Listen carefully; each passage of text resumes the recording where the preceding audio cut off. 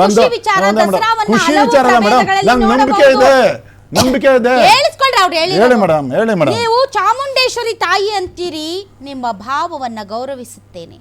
ಅನೇಕರು ಇದನ್ನು ನಾಡ ಹಬ್ಬ ಅಂತಾರೆ, ಅದನ್ನೂ ಗೌರವಿಸುತ್ತೇನೆ. ನಾಡ ಹಬ್ಬ ಚಾಮುಂಡೇಶ್ವರಿ ತಾಯಿ ಎಂದು ಪ್ರೀತಿ ಅಭಿಮಾನದಿಂದ ಕರೀತೀರಿ. ಇದು ನಮ್ಮ ಸಂಸ್ಕೃತಿಯ ಭಾಗವೇ ಆಗಿದೆ, ನಾಡಿನ ಭಾವವಾಗಿದೆ. ಹಾಗಾಗಿ ಇದು ನನಗೂ ಪ್ರಿಯವಾಗಿದೆ, ನಾನೂ ಗೌರವಿಸುವ ಹಬ್ಬವಾಗಿದೆ, ಪ್ರೀತಿಯಿಂದ ಭಾಗಿಯಾಗುವ ಹಬ್ಬವಾಗಿದೆ. ತಾಯಿ ಚಾಮುಂಡೇಶ್ವರಿಯೇ ನನ್ನನ್ನು ಕರೆಸಿಕೊಳ್ಳುತ್ತಿದ್ದಾಳೆ, ಇನ್ನೇನ್ ಬೇಕು ಮೇಡಮ್?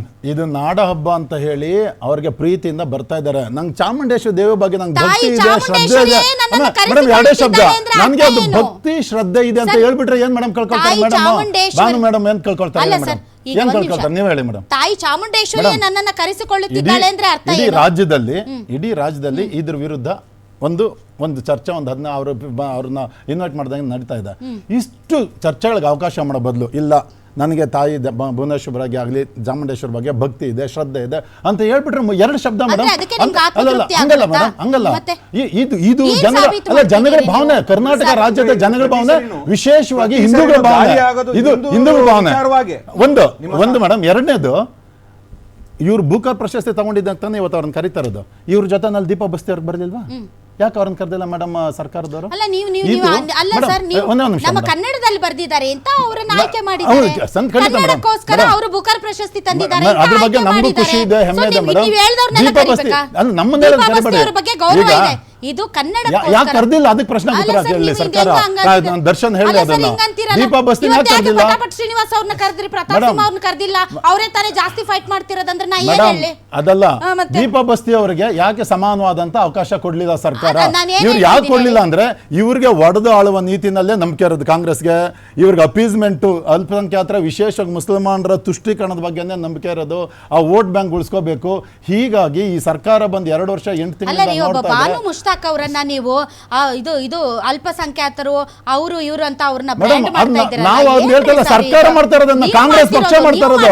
ಕಾಂಗ್ರೆಸ್ ಪಕ್ಷ ಮೇಡಮ್, ನಾವು ಅವರು ಮಾಡ್ತಾ ಇರೋದು ಮೇಡಮ್. ಖಂಡಿತ ಇಲ್ಲ ಮೇಡಮ್.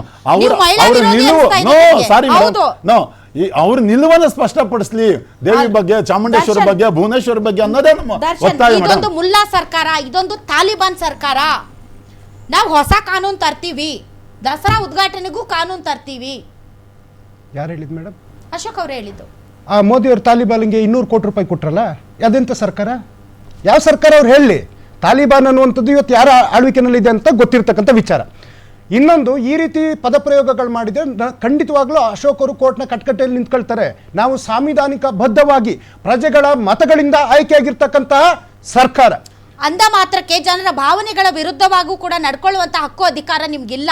ನೀವು ಜನರ ಭಾವನೆಗಳಿಗೆ ಗೌರವ ಕೊಟ್ಟು, ಜನಾಭಿಪ್ರಾಯಕ್ಕೆ ಮನ್ನಣೆ ಕೊಟ್ಟು ಒಂದು ಸೂಕ್ಷ್ಮಮತಿಯ ಸರ್ಕಾರ ಅಂತ ಅನಿಸ್ಕೊಳ್ಬೇಕಾದಂಥ ಆದ್ಯ ಕರ್ತವ್ಯ ಸರ್ಕಾರದ ಮೇಲೂ ಇದೆ. ದರ್ಶನ್ ಅವರೇ, ಮೇಡಮ್, ಒಂದು ಹೆಣ್ಣು, ಒಂದು ಸ್ತ್ರೀ, ನಾವು ಹೆಣ್ಣನ್ನ ಪೂಜನೀಯ ಭಾವನೆಯಿಂದ ನೋಡ್ತೀವಿ ಅಂತ ಹೇಳೋದಲ್ಲ. ಇವತ್ತು ಇಡೀ ವಿಶ್ವ ಮಟ್ಟದಲ್ಲಿ ಬಾನು ಮುಸ್ತಾಕ್ ಅವರು ಆ ಒಂದು ಸಾಧನೆಯನ್ನು ಮಾಡಿದ್ದಾರೆ.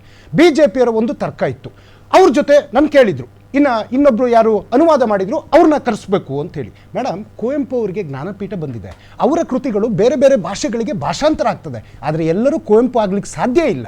ಇಲ್ಲಿ ಬಾನು ಮುಸ್ತಾಕ್ ಏನಿದ್ದಾರೆ, ಅವರು ಕರ್ತೃ. ಅದೇ ರೀತಿ ಕುವೆಂಪು ಅವರು ಆ ಶ್ರೀರಾಮಾಯಣ ದರ್ಶನಂ ಬರೆದ್ರಲ್ಲ, ಅದಕ್ಕೆ ಜ್ಞಾನಪೀಠ ಪ್ರಶಸ್ತಿ ಸಿಕ್ಕಿದ್ದು. ಅನುವಾದ ಮಾಡಿದವರೆಲ್ಲ ನೀವು ಕರ್ಕೊಬನ್ನಿ ಅಂದರೆ ಒಂದು. ಇನ್ನೊಂದು, ಇಲ್ಲಿ ತನಕ ಪದ್ಧತಿ ಹಂಗೆ ಒಬ್ಬರನ್ನೇ ನಾವು ಅತಿಥಿಯಾಗಿ ಕರೆದಿರೋದಲ್ವಾ, 2-3 ಜನ ಯಾವತ್ತೂ ಕರೆದಿಲ್ಲ. ಇನ್ನೊಂದು, ಜಗದೀಶ್ ಶೆಟ್ಟರು ಅವತ್ತಿನ ದಸರಾ ಆಗಬೇಕಾದ್ರೆ ಬರ್ಗು ರಾಮಚಂದ್ರಪ್ಪ ಬಂದರು, ಅವ್ರು ನನ್ನ ದೀಪನೇ ಹಚ್ಚಲ್ಲ ಅಂದರು. ನಾವೇನಾದರೂ ವಿರೋಧ ಮಾಡಿದ್ವಾ?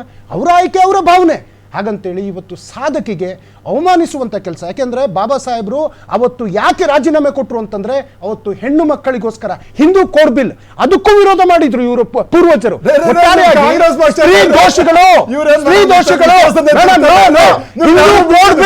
ವಿರೋಧ ಮಾಡ್ತಾರೆ. ಅಂಬೇಡ್ಕರ್ ಬಗ್ಗೆ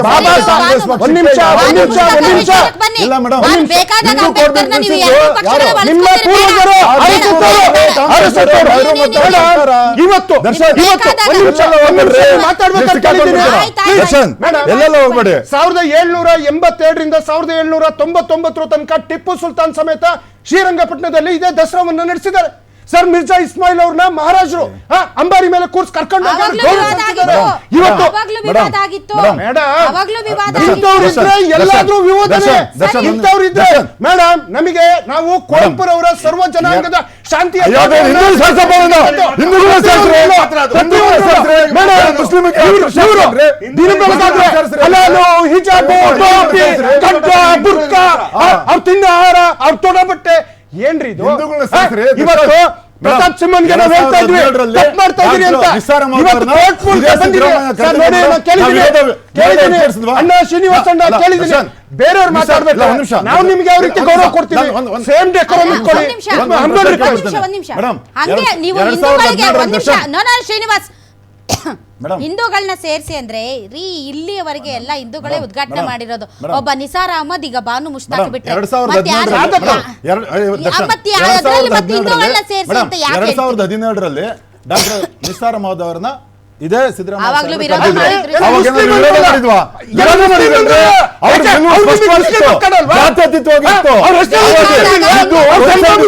ಅದಕ್ಕಾಗಿ ವಿರೋಧ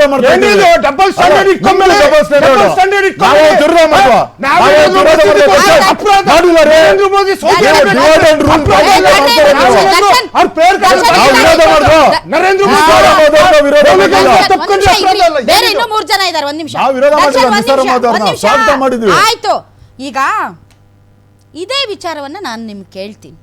ಈಗ ಬಾನು ಮುಷ್ತಾಕ್ ಮೇಡಮ್ ಈ ಕಾರ್ಯಕ್ರಮ ನೋಡ್ತಾ ಇದ್ದಾರೋ ನೋಡ್ತಾ ಇಲ್ವೋ ನನಗೆ ಗೊತ್ತಿಲ್ಲ. ಅವರು ಜನ್ಮತಃ ಮುಸಲ್ಮಾನರಂತ ಯಾರು ವಿರೋಧ ವ್ಯಕ್ತಪಡಿಸ್ತಾ ಇಲ್ಲ ದರ್ಶನ್. ಅವರು ಈ ಹಿಂದೆ ಕೊಟ್ಟಂತಹ ಒಂದು ಸ್ಟೇಟ್ಮೆಂಟ್ ವಿಚಾರಕ್ಕೆ ಈಗ ಅವರ ವಿರುದ್ಧ ಮಾತುಗಳು ಬರ್ತಾ ಇರೋದು. ಅವರು ಭಾವಾರ್ಥ, ಶಬ್ದಾರ್ಥ, ಅವರು ಯಾವ ಸಂದರ್ಭದಲ್ಲಿ ಯಾವ ಸಮ್ಮೇಳನದಲ್ಲಿ ಹೇಳಿದ್ದಾರೆ ಅನ್ನೋದನ್ನು ಪಕ್ಕಕ್ಕಿಟ್ಟು ಮಾತನಾಡೋದಾದರೆ, ಕನ್ನಡವನ್ನು ಭುವನೇಶ್ವರಿಯನ್ನಾಗಿ ಮಾಡಿ, ನಾನು ಅದನ್ನೇ ನಾಡ ಹಬ್ಬಕ್ಕೆ ಅದನ್ನು ಹೊಂದಿಸಿ ಹೇಳ್ತೀನಿ. ನಾಡ ಹಬ್ಬವನ್ನು ಚಾಮುಂಡೇಶ್ವರಿಯನ್ನಾಗಿ ಮಾಡಿ ಕನ್ನಡದ ರಥವನ್ನು ಎಳೆದು ಹೊಂದಿದ್ದಾರೆ. ಚಾಮುಂಡೇಶ್ವರಿಯ ರಥವನ್ನು ಎಳೆದು ಕನ್ನಡದ ಜಾತ್ರೆಯನ್ನು ಮಾಡಿ ಎಂದಿದ್ದಾರೆ. ದಸರಾ ಹಬ್ಬದ ಜಾತ್ರೆಯನ್ನು ಮಾಡಿ ಏನು ಮಾಡಿದ್ರಿ? ನನ್ನ ಹೊರಗಟ್ಟಲಿಕ್ಕೆ ಇಷ್ಟು ಹುನ್ನಾರ ಬೇಕಿತ್ತ ಅಂತ ಕೇಳಿದ್ದಾರೆ. ಯಾಕೆ ಅಂತಂದರೆ ನನ್ನ ಧರ್ಮಕ್ಕೆ ವಿರುದ್ಧವಾದಂತಹ ಆಚರಣೆ ಅಂತನೋ ಅಥವಾ ನಾನು ಅದರಲ್ಲಿ ಪಾಲ್ಗೊಳ್ಳಕ್ಕಾಗೋದಿಲ್ಲ ಅಂತನೋ ನೀವು ಕನ್ನಡವನ್ನು ಮತ್ತು ಹಬ್ಬವನ್ನು ಕೇವಲ ಒಂದು ಧರ್ಮದ